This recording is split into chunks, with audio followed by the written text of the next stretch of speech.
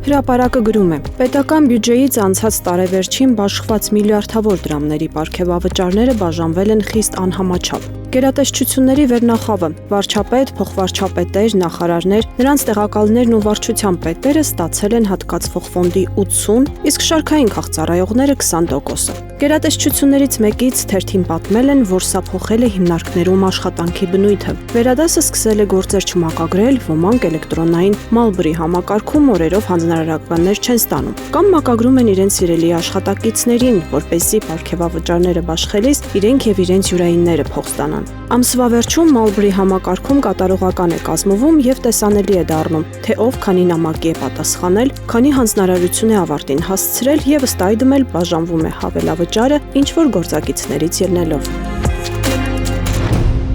Հրապարակը շարունակում է արցախցիներից դժգոհություններ ստանալ, որ ՀՀ քաղաքացիության ընդունման հարցում միտումնավոր խոչընդոտներ են ստեղծվում նրանց համար։ Թերթը հիշեցնում է, որ Փաշինյանի իշխանությունը որոշեց արցախցիներին տրված հայկական անձնագրերը փոխել, քանի որ դրանք տրամադրվել էին 070 կոդով։ 2023-ից հետո շարունակ կոչ էին անում փոխել անձնագրերը, իսկ հիմա խոչընդոտում են, նոտարների կողմից ձևական թերություններ հայտնաբերելով, էլեկտրոնային հերթագրումը խափանելով, դիմումներին ամիսներով ընթացք չտալով։ Կան մարդիկ, որ անցած տարվա նոյեմբերի վերջերին դիմել են քաղաքացիության համար, բայց մինչ օրս չեն ստացել։ Իհարկե, պատկան գերատեսչությունից վերջերս վստահեցրին, որ նման բան չկա, սակայն արցախցիների հաշվարկներով այսօրվա դրությամբ առնվազն 19,000 մարդ դիմել է քաղաքացիության հարցով ու բյուրոկրատական քաշքշուկների մեջ հայտնվել։ Արցախցիները կասկածներ ունեն, որ իշխանությունները հասկացել են, նրանք հակաիշխանական դիրքորոշում ունեն, ընդդիմության էլեկտորատն են, ուստի միտումնավոր ձգձգում են նրանց փաստաթղթեր տալը,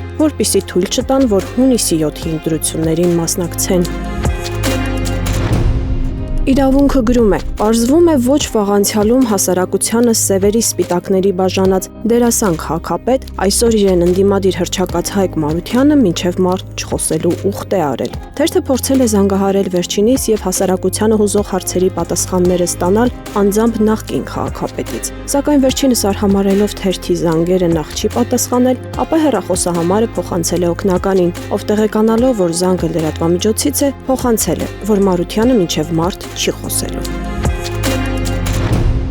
Իրավունքը գրում է. հայոց տիրադավներին պարզվում է մի այլ կարգի հունից հանել է սրբազանների խափանման միջոցի փոփոխման փաստը։ Ասում են նավասարդ arczepiskopos Կճոյանն անձամբ է բողոքի նոտա հղել Փաշինյան Նիկոլին։ Ես դնեմ սաղ սքեմավորներին ասեմ, որ դրանք մենակ ճաղերի հետևից կարան խոսեն, իսկ իրավապահները Պագալովնի դրանց տուն ուղարկեն, սենց չեղավ ախր։ Լավատեղյակ աղբյուրների փոխանցմամբ մոտավորապես այսպիսի ոճով դժգոհել է տիրադավների վոժդը։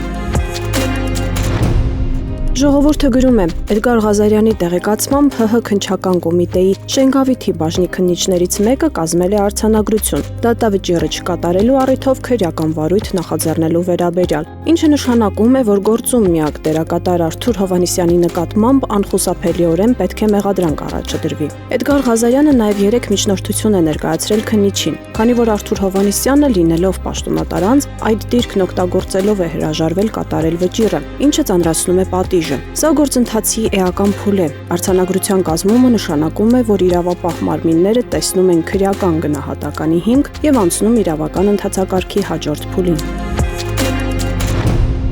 Հրապարակը գրում է. Յուլագարակի համայնքապետի տեղակալ ՔՊԱ-կան Արմեն Մարիկյանն իր ընկերների հետ 2023 թվականին ծեծի ենթարկել Ստեփանավանի դենդրոպարկի մոտակայքում ծառայություն իրականացնող պարեկներին։ Տատալեքսից թերթը տեղեկացել է, որ Մարիկյանին ՀՀ քրեական օրենսգրքի 452-րդ հոդվածի 3-րդ մասով մեղադրանք է առաջադրվել, քանի որ նա 2023 թվականի հունիսի 4-ին ժամը 17:00-ի սահմաններում գտնվելով ոչ սթափ վիճակում ընկերների Արմեն Մուրադյանի, Աշոտ Մուրադյանի եւ Մարատ Սուքասյանի հետ դենդրոպարկ կոչվող բուսաբանական այգի բարձրացող ճանապարհին խոչընդոտել է ծառայություն իրականացնող ներքին գործերի նախարարության ոստիկանության բարեկային ծառայության բարեկների կողմից իրականացվող աշխատանքներին։ Հնչեցրել են սպառնալիքներ եւ նրանց նկատմամբ գործադրել բռնություն, որից հետո Աշոտ Մուրադյանը դիմել է փախուստի։ Գործը դատաքննության փուլում է։ Մեկ այլ քրեական գործով է Մարիկյանն անցել, չունենալով տրանսպորտային միջոց վարելու վարելու իրավունք եւ գտնվելով ոչ սթափ վիճակում մեքենա է վարել։